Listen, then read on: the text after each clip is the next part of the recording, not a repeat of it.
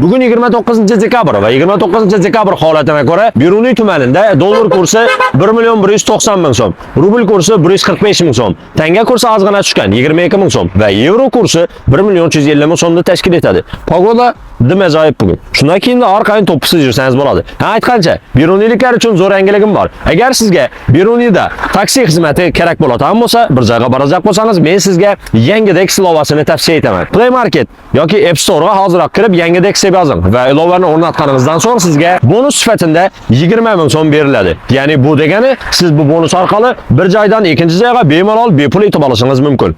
Faqatgina ilovani o'rnatsangiz va ro'yxatdan o'tsangiz, shuning o'zi yetarli. Taksi kerak bo'lsa bemalol Yangidexdan foydalanishingiz mumkin. Ha, aytgancha, bu yoqda podstatsiya kiruv chiqib turibdi. Shuning ustidan bosib yo'qotib qo'ying. Shunda Beruniy haqidagi so'nggi yangiliklarni hammadan birinchi bilib borasiz. Rahmat, sog' bo'ling, omon bo'ling, yangi yilingiz bilan.